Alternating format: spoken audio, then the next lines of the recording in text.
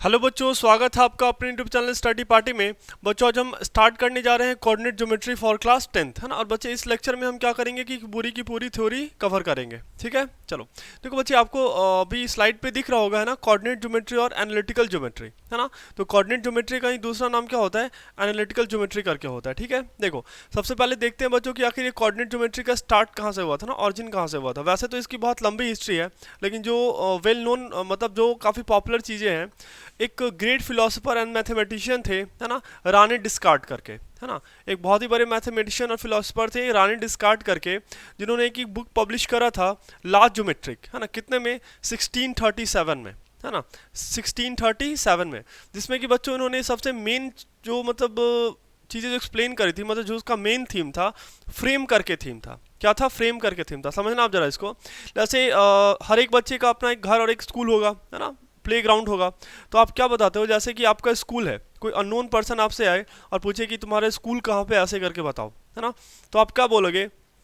कोई ना कोई रेफरेंस तो दोगे। या फिर आपसे किसी ने आपके घर के बारे में पूछ लिया, तो आप क्या बोलोगे कि मेरा घर जो है ये, सपोज डैट कोई पार्क है, उस पार्क से लेफ्ट से एक रास्ता जाता है, रास्ते से आप 100 मीटर आगे जाना, फिर एक राइट लेना, आप अपने मतलब घर पे पहुंच जाओगे, ऐसे करके। ठीक है। लेकिन बच्चे, ऐसे भी करके ना ये चीज़ों को मतलब खोजना बहुत टफ हो जाता था। और आपके पास अभी सबसे बेस्ट एग्जांपल क्या है? गूगल मैप, है ना। गूगल मैप भी जो बच्चे काम करता है, वो क्या करता है? कोऑर्डिनेट ज्योमेट्री पे ही काम करता है ना। वो भी किस पे काम करता है? कोऑर्डिनेट ज्योमेट्री पे काम करता है। ठीक है। तो बेसिकली मतलब एक रेफरेंस की चर्चा होगी इसमें, है ना। जो डिस्कार्ट साहब थे, राने डिस्कार्ट थे, उन्होंने यही बताया था कि किसी भी पॉइंट को जानने के लिए हमें क्या करना पड़ेगा? कोई ना कोई रेफरेंस लेना पड़ेगा। ठीक है। तो डिस्कार्ट ने क्या कहा था, एक देख लेते हैं ना। डिस्कार्ट ने बोला था, Descartes give a new idea that is point in a plane is expressed by an ordered pair of algebraic real number like x Y, है ना। देखते हैं एक सेकंड। लाइक एक्स वाई, है ना, R comma theta, X Y and R comma theta. ठीक है। It is called the coordinates of point, है ना। अच्छा, अब देखो, अब बच्चे ये तो बताना थोड़ा टफ होगा ना कि पार्क से आप 100 मीटर राइट ले लो, राइट जाके, या फिर 50 मीटर लेफ्ट ले लो, मेरे घर पे पहुंच जाओ। ये तो बोलना थोड़ा टफ है ना। तो रानी डिस्कार्ट ने क्या करा? हर एक पॉइंट को नंबर से दिखाना चाहा, रियल नंबर से, है ना, रियल नंबर से उन्होंने दिखाना चाहा, है कि नहीं। और देखो बच्चे, वैसे तो मतलब देखो, मैं आपको एक बात बताता हूँ, है ना। जैसे मान लो कि आपने कभी कोई मूवी देखा होगा ना, तो उसमें अक्सर बोलते हैं कि जैसे किसी आप जंगल में फंस गए हो, है ना, जंगल में फंस गए हो। तो अब जंगल में अगर आप फंसे हुए हो, तो आप ये तो नहीं बोलोगे ना कि मैं पीपल के पेड़ से 100 मीटर लेफ्ट में हूँ और बरगद बरगद के पेड़ से 10 मीटर राइट में हूँ। ये बोलने से कोई आपको खोज नहीं पाएगा, है ना। वहां पे आपको क्या करना पड़ेगा? आपको अपना एग्जैक्ट लोकेशन बताना पड़ेगा, है कि नहीं। आपने देखा होगा कि वो आर्मी वाले क्या करते हैं ना, कि जो सोल्जर्स होते हैं वो बताते हैं कि मेरा एग्जैक्ट लोकेशन अभी ये करके है ना। तो फिर क्या होती है, दूसरी ट्रुप उनको सेव करने के लिए जाते हैं, या फिर जो भी एनिमेशन उन्हें रिक्वायरमेंट है वो भेजती है उन्हें, हाँ कि ना। चलो, तो ऐसे ही बच्चे देखो, ये कोऑर्डिनेट ज्योमेट्री का जो रेंज है ना, वो बहुत बड़ा है। जैसे फॉर एग्जाम्पल मैं आपको थोड़ा सा आइडिया देता हूँ। मान के चलो कि अगर कोई प्लेन है, कोई प्लेन है, तो प्लेन में क्या हो सकता है? कहीं भी कोई पॉइंट हो सकता है, हाँ कि ना। जैसे कि हमारे पास अभी एक कॉपी पड़ा हुआ है ना, एक कॉपी पड़ा हुआ है। तो एक प्लेन में जो, जैसे एक प्लेन में जो कोऑर्डिनेट ज्योमेट्री वर्क करेगी, that is called coordinate geometry. क्या बोलते हैं उसको? कोऑर्डिनेट ज्योमेट्री बोलते हैं, है ना। अच्छा, मान लेते हैं बच्चे कि कोई सिलेंड्रिकल, कोई बहुत बड़ा कोई बहुत बड़ा पिलर है, कोई मान लेते हैं कोई बहुत बड़ा पिलर है। ठीक है। अब कोई बहुत बड़ा पिलर है, तो हो सकता है कि एक कोई भी मतलब फ्लाई यहाँ बैठी हुई हो, है ना, और वो अपने दूसरे दोस्त को बताना चाह रही हो कि मैं कहाँ बैठी हूँ, है ना। तो वो क्या करेगी? वो अपना कोऑर्डिनेट बताएगी। वो क्या करेगी? कोऑर्डिनेट बताएगी। तो अगर कोई भी जो मतलब बड़ा सा सिस्टम है, अगर वो सिलेंड्रिकल हो, तो वहाँ पे जो ज्योमेट्री वर्क करेगा वो कौन सा होगा? Cylindrical geometry. कौन सा वर्क करेगा? Cylindrical coordinate system. Cylindrical coordinate system या फिर सिलेंड्रिकल सिलेंड्रिकल ज्योमेट्री आप बोल सकते हो।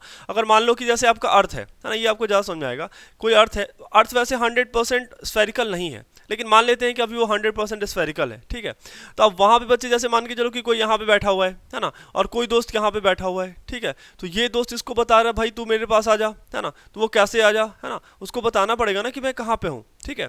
तो ये क्या बताएगा? ये अपना कोऑर्डिनेट्स बताएगा। और ये कैसा है ये सिस्टम? तो ये स्फेरिकल सिस्टम है। तो इस केस में जो आपका जो ज्योमेट्री काम करेगा वो क्या होगा? स्फेरिकल कोऑर्डिनेट सिस्टम होगा। वो क्या होगा? स्फेरिकल कोऑर्डिनेट सिस्टम होगा। लेकिन बच्चे, हमें ज़्यादा नहीं पढ़ना है। हमें जैसे तीन, है ना, सबसे ज़्यादा मेन तीन होता है। एक क्या होता है? कार्टेशियन कोऑर्डिनेट सिस्टम, जो कि कहाँ वर्क करता है? प्लेन में वर्क करता है। एक क्या होता है? स्फेरिकल कोऑर्डिनेट सिस्टम, जो कि बड़े से स्फेयर के लिए वर्क करता है। और एक सिलेंड्रिकल कोऑर्डिनेट सिस्टम होता है, जो कहाँ वर्क करता है? सिलेंड्रिकल बड़े से सिस्टम के लिए वर्क करता है। क्लियर है ना। तो हमें बच्चे हमारे जो सिलेबस में है वो क्या है, कार्टेशियन कोऑर्डिनेट सिस्टम। बच्चे एक कोऑर्डिनेट सिस्टम और भी होता है, पोलर कोऑर्डिनेट सिस्टम, है ना, पोलर कोऑर्डिनेट सिस्टम। तो वो भी मैं आपको बताऊंगा, है ना, आगे चल के सब दे रखा है इनमें, है ना, स्लाइड्स में मिलेगा हमें, ठीक है। देखो, जैसे मान लो कि किसी भी चीज़ का कोऑर्डिनेट अगर बोल रहा है X comma Y comma Z ऐसे करके दे रहा है, इसका मतलब है कि हम किसकी चर्चा कर रहे हैं, कार्टेशियन कोऑर्डिनेट सिस्टम की चर्चा कर रहे हैं। किसकी चर्चा कर रहे हैं, कार्टेशियन कोऑर्डिनेट सिस्टम की चर्चा कर रहे हैं। और अगर वो आर कॉमा थीटा करके दे रखा है, मतलब हम किसकी चर्चा कर रहे हैं, पोलर कोऑर्डिनेट की चर्चा कर रहे हैं, ठीक है, ठीक ना। अब और डिटेल में आप आगे पढ़ोगे। एक नोट यहाँ पे दे रखा है, देखो, कोऑर्डिनेट ज्योमेट्री, है ना, और analytical geometry is the branch of mathematics in which geometrical problem, ध्यान से देखो, in which geometrical problem are solve with the help of algebra. हाँ कि ना बच्चे, कोऑर्डिनेट ज्योमेट्री की हेल्प से हम क्या करते हैं ना कि ज्योमेट्रिकल प्रॉब्लम को किसके हेल्प से सॉल्व करेंगे, अलजेब्रा के हेल्प से सॉल्व कर लेंगे। बात समझ में आता है ना, ज्योमेट्रिकल प्रॉब्लम को किससे सॉल्व करेंगे, अलजेब्रा के हेल्प से सॉल्व करेंगे। इसका मतलब समझ में आ रहा है ना कि कोऑर्डिनेट ज्योमेट्री के ऑरिजिन में क्या है, मतलब वो स्टार्ट, मतलब वो किन के प्रॉब्लम को सॉल्व करने के लिए बना हुआ है, तो ज्योमेट्रिकल प्रॉब्लम को सॉल्व करने के लिए बना हुआ है, ठीक है, किसकी हेल्प से, है ना। तो हम किसका हेल्प लेंगे, अलजेब्रा का हेल्प लेंगे। किसका हेल्प लेंगे, अलजेब्रा का हेल्प लेंगे, ठीक है। तो कोऑर्डिनेट ज्योमेट्री बच्चे क्या करता है, ज्योमेट्रिकल प्रॉब्लम को सॉल्व करता है with the help of algebra, है ना, with the help of algebra, ठीक है। चलो आगे बढ़ते हैं बच्चे। तो बच्चे यहाँ पे बहुत टाइप के कोऑर्डिनेट सिस्टम होते हैं। जैसे एक कोऑर्डिनेट सिस्टम आपको क्या दे रखा है, कार्टेशियन कोऑर्डिनेट सिस्टम दे रखा है। क्या दे रखा है, कार्टेशियन कोऑर्डिनेट सिस्टम दे रखा है। और उसका कोऑर्डिनेट हम कैसे दिखाते हैं, x comma Y comma Z करके, x comma Y comma Z करके दिखाते हैं, ठीक है। अच्छा, एक बच्चे आपको क्या दे रखा है, पोलर कोऑर्डिनेट सिस्टम दे रखा है ना, और इसको हम कैसे दिखाते हैं, तो आर कॉमा थीटा करके दिखाते हैं। जैसे बच्चे आपने क्लास 9th में पढ़ा होगा ना कि किसी पॉइंट का कोऑर्डिनेट 2,3 है, किसी पॉइंट का कोऑर्डिनेट 2,-1 करके दे रखा है। तो ये सब जो है ना, ये प्लेन पे होता है। और ये क्या करता है, ये एक प्लेन पे, और ये कौन से ज्योमेट्री का पार्ट है, ये कौन से कोऑर्डिनेट सिस्टम का पार्ट है, तो ये किसका पार्ट है, तो कार्टेशियन कोऑर्डिनेट सिस्टम का पार्ट है। किसका पार्ट है, कार्टेशियन कोऑर्डिनेट सिस्टम का पार्ट है। क्लियर है। अच्छा, अगर मान लो कि कहीं पे आपको ऐसा दिखे कि 2,60 डिग्री ऐसे करके, या फिर 2,π/3 रेडियन करके, हाँ कि ना, मैंने रेडियन की स्टोरी आपको अच्छे से बता रखी है, ठीक है। इसका मतलब है कि ये किसकी चर्चा हो रही है, तो ये चर्चा हो रही है किसकी, पोलर कोऑर्डिनेट सिस्टम की चर्चा हो रही है, ठीक ना। हमारे सिलेबस में बच्चे बस कार्टेशियन कोऑर्डिनेट सिस्टम है, हमें ना पोलर कोऑर्डिनेट सिस्टम पढ़ना है, ना स्फेरिकल कोऑर्डिनेट सिस्टम पढ़ना है, और ना ही सिलेंड्रिकल कोऑर्डिनेट सिस्टम पढ़ना है। बस मैं आपको थोड़ा सा एक्सप्लेन कर दूंगा कि होता क्या है वो, है ना, मैं आपको थोड़ा सा बस एक्सप्लेन कर दूंगा, ठीक है। Polar coordinate system, spherical coordinate system और सिलेंड्रिकल कोऑर्डिनेट सिस्टम। बस ये जो पोलर कोऑर्डिनेट सिस्टम है ना, ये पोलर जो कोऑर्डिनेट सिस्टम है, ये आप क्लास 11-12 में जाके पढ़ोगे, है ना, ये पढ़ना है। हाँ, स्फेरिकल और सिलेंड्रिकल कोऑर्डिनेट सिस्टम 11-12 में भी नहीं पढ़ना है, ठीक ना, ये और हायर क्लासेस में हमें पढ़ना है, ठीक है। लेकिन बहुत ही ज़्यादा इंपॉर्टेंट है बच्चे, ये दोनों ही सिस्टम बहुत ही ज़्यादा इंपॉर्टेंट है। तो बस मैं आपको थोड़ा सा समझा दूंगा कि ये होता क्या है ना, हम इस पर ज़्यादा डिस्कस नहीं करेंगे। देखो, सबसे पहले बच्चे देख लेते हैं क्या, पोलर कोऑर्डिनेट सिस्टम। क्या देख लेते हैं, पोलर कोऑर्डिनेट सिस्टम। अब मान लो बच्चे कि कोई बहुत बड़ा सर्कल है, क्या है, कोई बहुत बड़ा सर्कल है, ठीक है। और एक दोस्त आपका यहाँ पे बैठा हुआ है, और एक दोस्त यहाँ बैठा हुआ है, हाँ कि ना। अब एक फ्रेंड आपका यहाँ पे बैठा हुआ है, फ्रेंड 1, और एक फ्रेंड यहाँ पे बैठा हुआ है, आपका फ्रेंड 2 करके बैठा हुआ है, ठीक है।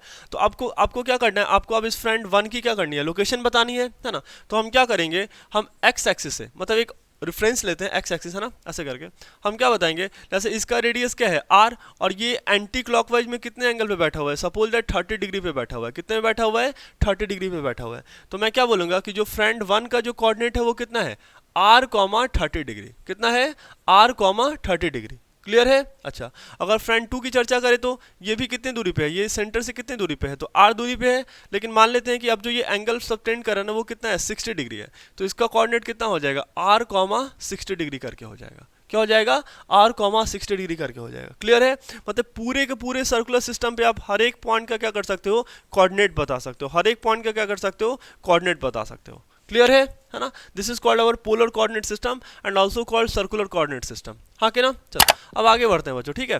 और इसको बच्चे कैसे डिनोट करते हैं, ये आप याद रख सकते हो, r, थीटा से। पोलर कोऑर्डिनेट को कैसे दिखाते हैं, r, थीटा से दिखाते हैं। कैसे दिखाते हैं, r, थीटा से दिखाते हैं, ठीक ना। नेक्स्ट आता है बच्चे अपना स्फेरिकल कोऑर्डिनेट सिस्टम। क्या आता है, स्फेरिकल कोऑर्डिनेट सिस्टम। मैंने आपको बताया था, है ना। देखो बच्चे, इसको दिखाते हैं r, थीटा, फाई से दिखाते हैं। किससे दिखाते हैं, r, थीटा, फाई से दिखाते हैं। स्फेरिकल कोऑर्डिनेट सिस्टम को किससे दिखाते हैं, r, थीटा, फाई से दिखाते हैं, ठीक ना। देखो जैसे यही बच्चे अपना क्या है, स्फीयर है। यही क्या अपना स्फीयर है ना। मैंने आपको बताया था कि किसी भी पॉइंट को अगर एक्सप्लेन करना है तो आपको क्या करना पड़ेगा उसका। देखो जैसे ये 3D ऑब्जेक्ट है ना, ये 3D ऑब्जेक्ट है, तो हमें क्या करना पड़ेगा, अगर इस स्फीयर के किसी भी पॉइंट को लोकेट करना, आप खुद ही सोचो बच्चे कितना इंटरेस्टिंग है। इस पॉइंट का कोऑर्डिनेट अलग होगा, इस पॉइंट का कोऑर्डिनेट अलग होगा, इस पॉइंट का कोऑर्डिनेट अलग होगा, हर एक पॉइंट का कोऑर्डिनेट अलग अलग होगा, है ना। और 3 चीज दिखाएंगे, एक तो रेडियस, एक थीटा और फाई। थीटा फाई क्या मैं आपको एक्सप्लेन नहीं कर रहा, लेकिन हाँ स्फेरिकल कोऑर्डिनेट सिस्टम में बच्चे हम क्या करते हैं, स्फीयर के किसी भी एक पॉइंट को लोकेट करा सकते हैं। और उसका जैसे कार्टेशियन में होता है ना X comma Y comma Z, क्या होता है X comma Y comma Z,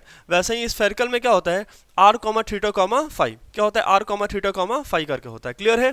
चलो अब बच्चे हम नेक्स्ट देख लेते हैं क्या हमारे पास नेक्स्ट कोऑर्डिनेट सिस्टम क्या है, सिलेंड्रिकल कोऑर्डिनेट सिस्टम। क्या है सिलेंड्रिकल कोऑर्डिनेट सिस्टम। देखो यहाँ पे आपके पास एक सिलेंडर दे रखा है, चलो मेरे पास एक सिलेंडर पड़ा हुआ है, जैसे यहाँ पे आपके पास क्या दे रखा है एक सिलेंडर पड़ा हुआ है, मतलब आप चाहो तो हर एक पॉइंट का कोऑर्डिनेट बता सकते हो, इस वाले पॉइंट का बता सकते हो, यहाँ पे बता सकते हो, हर एक का कोऑर्डिनेट क्या होगा बिल्कुल अलग अलग होगा। और अगर हमें कोऑर्डिनेट पता है तो एक्जैक्टली हम उसी पॉइंट पे पहुंच जाएंगे। जैसे देखते हो ना गूगल मैप में, है ना, अगर आप एक्जैक्टली कोऑर्डिनेट डाल दो तो क्या करता है वो आपको एक्जैक्ट लोकेशन बता देता है, और फाइनली आपको पाथ भी बता देता है कि आप ये रास्ता चूज कर सकते हो, हाँ कि ना।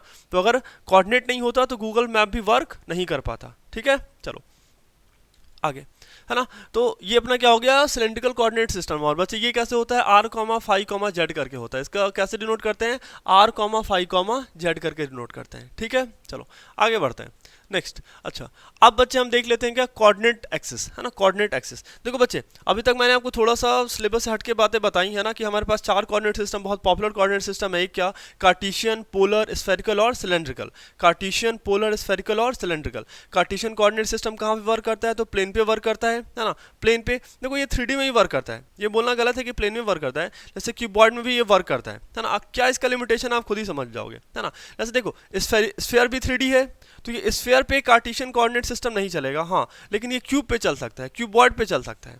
बात समझ में आ रहा है ना, हाँ कि इन चीज़ों पे ये चलेगा। ठीक है अच्छा नेक्स्ट हमने देखा सिलेंड्रिकल कोऑर्डिनेट सिस्टम, जो कि किस पे वर्क करता है आपके सिलेंडर जैसे कोई सिलेंडर, अगर मान लो कि कोई सिलेंड्रिकल बहुत बड़ा प्लैनेट हो, जैसे मोस्ट प्रोबेबली जितने ही प्लैनेट है वो क्या है स्फेरिकल है। अगर आप ऐसा मानो कि कोई बहुत बड़ा सिलेंड्रिकल प्लैनेट है, तो वहाँ पर जो ज्योमेट्री काम आएगी वो कौन सी काम आएगी, वो सिलेंड्रिकल कॉन्सेप्ट हमें यूज़ करना पड़ेगा। सिलेंड्रिकल कॉन्सेप्ट हमें यूज़ करना पड़ेगा। जैसे स्फेरिकल है ना, स्फीयर के लिए कार्टेशियन, प्लेन और क्यूबॉइड के लिए, है ना, पोलर किसके लिए सर्कल के लिए। ठीक है तो बस ये थोड़ा सा आप कॉन्सेप्ट याद रखना। ठीक है देखो हमारे पास अगला क्या है कोऑर्डिनेट एक्सिस, है ना। कोऑर्डिनेट एक्सिस देख लो क्या है, the position of a point in a plane is determined with the reference of 2 intersecting straight line called the coordinate axis and their point of intersection is called the origin of the coordinate, है ना। अच्छा देखो बच्चे अब अगर हमें किसी भी प्लेन, जैसे मान के लो यही डिजिटल बोर्ड है ना, ये आपको पूरा का पूरा आपका स्क्रीन दिख रहा है, और आपको इस पॉइंट को अगर बताना है कि आखिर इस पॉइंट को आप बताओ कि ये कहाँ पे है ना, तो हमें इसे डिफाइन करने के लिए क्या करना पड़ेगा, हमें एक दो लाइन लेना पड़ेगा, 2 इंटरसेक्टिंग लाइन लेना पड़ेगा, और फाइनली हम बता पाएंगे कि मान के चलो ये पॉइंट P है, तो हम ऐसे बोलेंगे कि इस पॉइंट P से, है ना, ऐसे करके इस पॉइंट का लोकेशन कहाँ पे है, हाँ कि ना। हमें क्या चाहिए होगा एक रेफरेंस चाहिए होगा, क्या चाहिए होगा एक रेफरेंस चाहिए होगा। ठीक है तो अब बच्चे जो इंटरसेक्टिंग लाइन है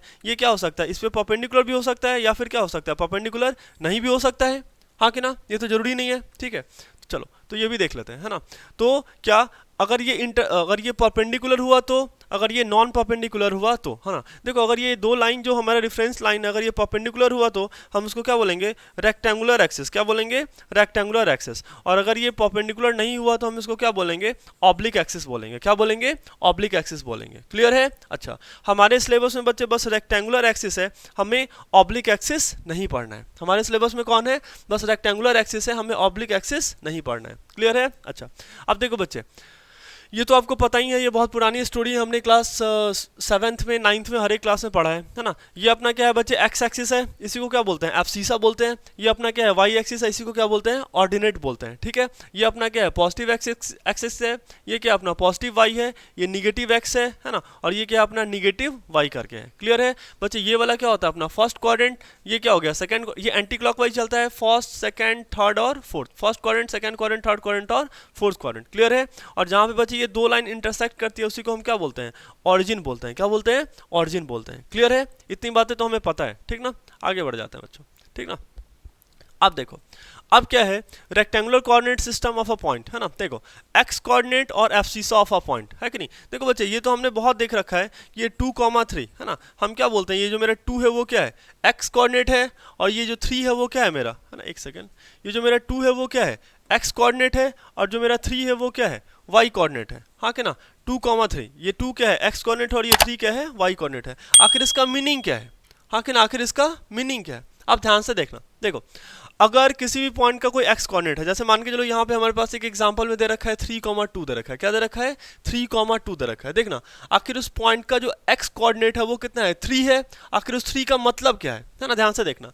the shortest distance of a point from Y axis, हाँ कि ना, the shortest distance of a point from Y axis. ध्यान से देखो, मैं आपको एक कॉन्सेप्ट और बताता हूँ।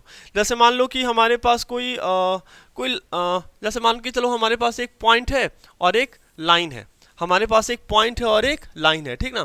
तो देखो बच्चे, इस पॉइंट और लाइन के बीच में बहुत सारा लाइन ड्रॉ हो सकता है ना, बहुत सारा डिस्टेंस हो सकता है। एक डिस्टेंस ये भी हो सकता है d1, एक डिस्टेंस ये d2 भी हो सकता है, एक डिस्टेंस क्या हो सकता है, ये d3 भी हो सकता है, हाँ कि ना। बहुत सारा डिस्टेंस है बच्चे इस पॉइंट P से, है ना, और इस लाइन के बीच में बहुत सारा डिस्टेंस हो सकता है, d1 d2 और d3 करके हो सकता है, ठीक ना।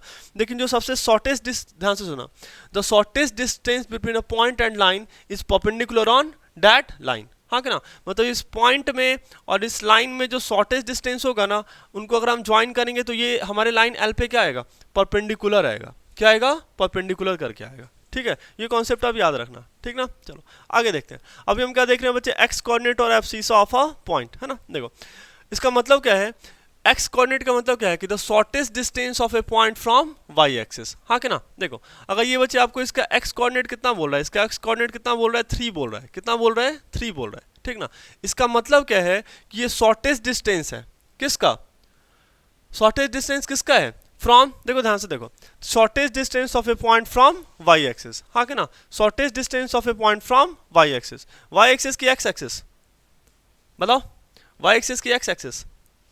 ये बच्चों को अक्सर कंफ्यूजन होती है, ध्यान से देखो, वाई एक्सिस की एक्स एक्सिस, सोचो, बताओ। देखो बच्चे है क्या कहानी, शॉर्टेस्ट डिस्टेंस फ्रॉम कहां से, बताओ।